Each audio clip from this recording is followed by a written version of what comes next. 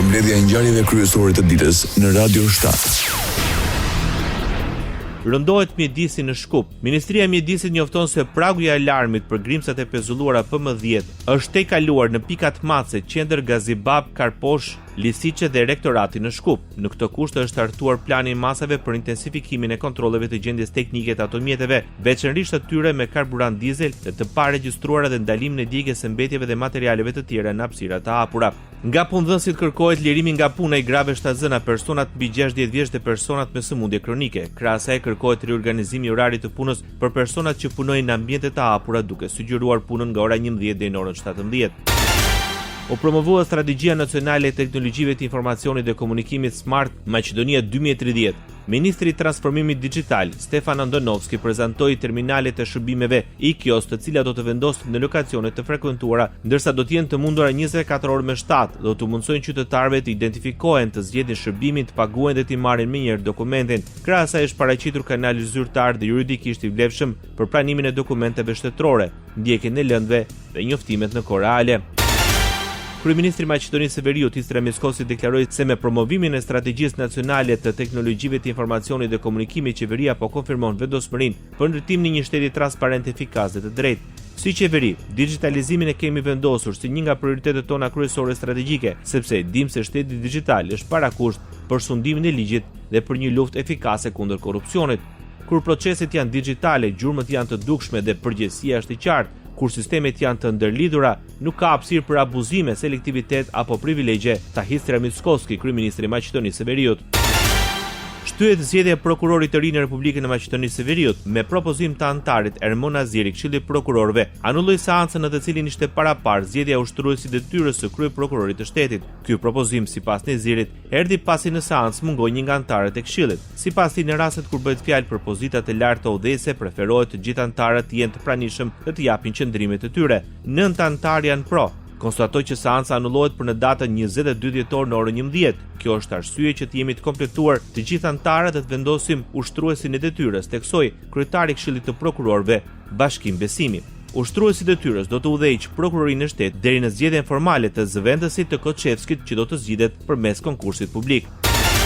Koalicioni vlen e vlerëson praninë e zëvendës kryeministit Arben Fetaj në Doha si dëshmi të një përfaqësimi serioz në platformat ndërkombëtare që trajtojnë sfidat reale të korrupsionit. Zëvendës kryeministri ndodhet në Doha në kuadër të konferencës së Organizatës së Kombeve të Bashkuara kundër korrupsionit. Modeli prezantuar nga Fetaj reflekton qasjen që mbështet vlen se lufta kundër korrupsionit nuk ndërtohet mbi deklarata, por koordinim institucional dhe mekanizma konkret zbatimi. Sipas vlen, vetëm politikat e bazuara në të dhëna, digitalizimi i proceseve dhe transparenca mbeten shtyllat themelore për reduktimin e korrupsionit dhe ndërtimin e institucioneve në shërbim të interesit publik. Rajoni. SBA kërkon zbatimin e marrëveshjes për rrugën drejt normalizimit të marrëdhënieve mes Kosovës dhe Serbisë, arritur në shkurt të vitit 2023 me ndërmjetësimin e Bashkimit Evropian. Për Washingtonin e përfaqëson një hap pozitiv drejt normalizimit mes dy vendeve, të cilat duhet të synojnë për parim të shpejtë në zbatimin e aneksit të kësaj marrëveshje. Deklarata vjen në aktin për autorizimin e mbrojtjes kombëtare që u miratua nga të dy dhomat e Kongresit Amerikan dhe u nënshkrua në ligj nga presidenti i Shteteve të Bashkuara të Amerikës Donald Trump. Sipas aktit, SBA-ja duhet të vazhdojë mbështetjen në një marrëveshje gjithëpërfshirëse dhe përfundimtare mes Kosovës dhe Serbisë e bazuar në njohjen e ndërsjellë, duke mos mbështetur shkëmbime territoriale, ndarje apo ndryshime të tjera të kufive sipas linjave etnike në Ballkanin Perëndimor për zgjidhjen e konflikteve, dhe duhet të mbështesë demokracitë pluraliste në rajon si mjet për të parandaluar rikthimin e konflikteve etnike. Albin Kurti mirëpret heqjen e masave që Bashkimi Evropian i vendosi Kosovës. Kryeministri në detyrë në mbledhjen e qeverisë komentoi edhe një masat si të padrejta, kur të nënvizoi se institucionet e Republikës nuk ishin shkaktarët e eskalimit të situatës në 4 komunat në veri, dhe së dyti, deeskalimi i situatës ishte pikërisht merit e institucioneve. Ne e mirëpresim vendimin e Bashkimit Evropian për të hequr masat që ishin vendosur Kosovës. Ato ishin të padrejta që në ditën e parë, sepse së pari institucionet e Republikës Kosovës nuk ishin shkaktare të eskalimit të situatës në 4 komunat në veri të vendit tonë, dhe së dyti, sepse deeskalimi i situatës ishte pikërisht merit e institucioneve të Republikës së Kosovës. Kreu i qeverisë deklaroi se çdo kompromis ndaj sundimit të ligjit do të ishte fatal për Republikën e Kosovës dhe se situata e qetë, lëvizja e lirë dhe funksionimi i institucioneve të shtetit në veriun e vendit është pikërisht sepse ka funksionuar sundimi i ligjit dhe rendi publik. Por më duhet të them edhe diçka. Republika e Kosovës, masat më të mëdha financiare, nuk i ka vuajtur nga Bashkimi Evropian, por nga opozita parlamentare. Në muajin e kaluar, përkundër insistimit tonë, Kuvendi i Republikës u shpërnda pa u votuar plani i rritjes së Bashkimit Evropian në vlerë prej 880 milion euro dhe 3 marrëveshje me Bankën Botërore në vlerë mbi 120 milion euro, pra mbi 1 miliard euro gjithsej, në mungesë vullnete dhe të votës së opozitës.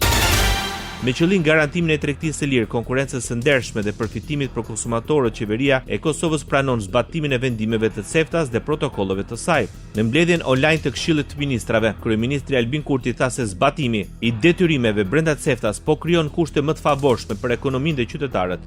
Sot për vendimarrjet e qeverisë kemi vendimet që janë aprovuar në Komitetin e Përbashkët të CEFTA-s, sikurse tregtinë elektronike dhe bashkëpunimin digital, barna më të sigurta dhe qasje më e shpejtë në tokë, mbështetje për bizneset përmes uljes së kostove doganore dhe të përshpejtimit të procedurave doganore, njohje në nënshkrimeve elektronike dhe qasje më e barabartë në shërbime digjitale pa geoblocking, si dhe konkurrencë e drejtë që sjell zgjedhje më të gjera e çmime më të mira. Ndërsa ministri në detyrë industrisë, ndërmarrësisë dhe tregtisë, Rozeta Ajdari, theksoi se gjatë këtij mandati Kosova rriti përfaqësimin e drejtë për drejtë dhe të parabartë të CEFTA, duke larguar UNMIK-un nga ky rol.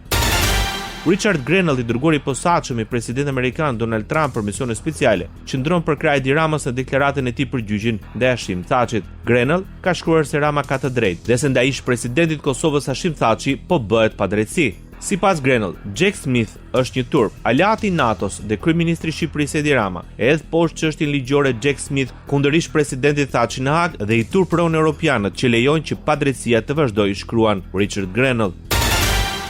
Shtetet e Bashkuara të Amerikës kanë adresuar kritika të forta ndaj Serbisë duke vlerësuar se gjendja e demokracisë në vend është shqetësuese, ndërsa kushtet për mbajtjen e zgjedhjeve janë cilësuar si të padrejta. Këto vlerësime përfshihen në ligjin për demokracinë dhe prosperitetin e Ballkanit Perëndimor, i cili u miratua javën e kaluar në dhomën e profesuesve të Kongresit Amerikan. Ligji është pjesë e paketës më të gjerë të ligjit për autorizimin e sigurisë kombëtare për vitin 2006, i cili u miratua me 312 vota pro dhe 112 kundër. Pas miratimit në dhomën e përfaqësuesve, ligji i është dërguar Senatit dhe më pas pritet të shkruhet nga presidenti amerikan Donald Trump. Ky ligj ka detyrime konkrete për Departamentin Amerikan të Shtetit dhe Pentagonin, duke përcaktuar qartë qasjen e politikës amerikane ndaj vendeve të Ballkanit Perëndimor. Radio 7, zëri pozitiv i qytetit.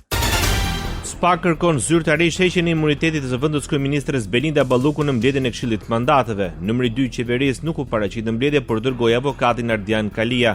Ky i fundit ka kërkuar që të njihet me provat e SPA. Edhe Partia Demokratike ka kërkuar që materialin me prova ta marrin me vete për ta shqyrtuar, por Partia Socialiste kërkon që dokumenti të mos dalë nga mbledhja, por të hapet dhe të shqyrtohet brenda mbledhjes. Vetë prokurorët e SPA kanë artikuluar në mbledhje se antarët e Këshillit mund t'i marrin provat e dorëzuara në kuvend. SPA-ku përfaqësuan nga prokurori i çështjes Dritan Prençi, kryeprokurori Klodian Brau dhe prokuroria Doriana Beko. Merret Këshillit janë dashur të paktën 2 mbledhje për të shqyrtuar dosjen. Nga mbledhja e fundit e Këshillit janë maksimumi 2 javë kohë për hartimin e raportit. Partia Socialiste dhe Partia Demokratike ranë dakord që të shtyhet mbledhja e Këshillit të Mandateve për shqyrtimin e kërkesës së SPA. Nis zbatimi i projektit për instalimin e një sistemi sigurie përmes kamerave inteligjente. Kryeministri Edi Rama ka marrë pjesë në aktivitetin Smart City Albania. Kreu i qeverisë shqiptare tha se ky projekt do të rendisë Shqipërinë në nivelin më të lartë të teknologjisë dhe në këtë drejtim, duke sjellë standarde të larta monitorimi të rrugëve të qyteteve, shkollave, mjediseve të tjera publike. Sipas kryeministrit, ky projekt i jep policisë së shtetit një mundësi për herë të parë për të kontrolluar në kohë reale të gjithë territorin në interesit. Elementet e kriminalitetit rrugës, që janë elementet skeduar nga policia e shtetit, e kanë të pamundur të shkojnë ku duan e të bëjnë çfarë të duan, nëse duan të shkojnë për të bërë keq dhe nëse duan të bëjnë keq, sepse janë nën syt e policisë gjatë gjithë kohës. Natyrisht që kjo është një sfidë menaxhimi, pa diskutim. Natyrisht që unë e kam kuptuar shumë mirë dhe mesazhin e një pjese të atyre që duhet ta kishin çuar përpara këtë projekt pa humbur kohën që kemi humbur, sepse është normale që një pjesë në Policinë e Shtetit të mos e dojë këtë projekt, se ky projekt do bëj të mundur që shumë nga ato gjëra që sot e gjithë ditën janë shqetësim për drejtuesit e policisë, janë shqetësim për ne dhe bëhen shqetësim për qytetarët, të bëhen të pamundura. Gjatë aktivitetit për zbatimin e projektit Smart City Albania, Ministria e Punëve të Brendshme Albana Koçiu tha se Shqipëria do të jetë vendi i parë në rajon që do të ketë një sistem të integruar sigurie dhe menaxhimi urban në 20 qytetet më të mëdha të vendit. Në këtë kuadër, parashikohet instalimi i 5.000 kamerave inteligjente nga Tirana në Sarandë, nga Shkodra në Gjirokastër, si dhe 3.000 kamerave trupi që do të vendosen në uniformat e policisë së shtetit. Është një projekt për Shqipërinë e së nesërmes. E për ta bërë realitet këtë koncept, do të vendosim mbi 5.000 kamera inteligjente në 20 qytete të Shqipërisë, nga Tirana në Sarandë, nga Gjirokastra në Shkodër. E këto nuk janë thjesht kamera, këto janë sisteme të inteligjencës artificiale që analizojnë, identifikojnë, sinjalizojnë në mënyrë autonome. Kryetari i Partisë Demokratike Sali Berisha akuzoi kryeministrin Edi Rama se 2 ditë më parë urdhëroi pagimin e 25 milionerëve të kunatit të tij nga një tender për inteligjencën artificiale. Në këtë kushte Kryedemokrati kërkon dorëheqjen e kryeministrit. Bashkëpunimi i organizatës kriminale në krye të Akshit, kopshtit privat të Edi Ramës që ka për shtrungullar Armando Frangu, baxhanaku në Edi Ramës, rreth të cilit kanë operuar Ermal Beqiri, Geron Meçe, Ilir Beqja dhe të tjerë. E faktur kjo. Fiona Papajorgji është kryetare e re e Gjykatës Kushtetuese së Shqipërisë. Ajo do të qëndrojë në funksion për një mandat 3 vjeçar. Në njoftimin e Gjykatës Kushtetuese thuhet se në mbledhjen e zhvilluar për zgjedhjen e kryetarit të ri, Fiona Papajorgji u zgjodh në krye të një institucioni duke marrë votat e gjithë anëtarëve të trupës gjykuese. Vakanca për kryetarin e Gjykatës Kushtetuese u krijua pas përfundimit të mandatit të Olta Zaçajt në mars të këtij viti, ndërsa Papajorgji ishte kandidatura e vetme në garë për drejtimin e Gjykatës Kushtetuese. Ndoqët edicionin informativ të lajmeve në Radio 7, zëri pozitiv i qytetit.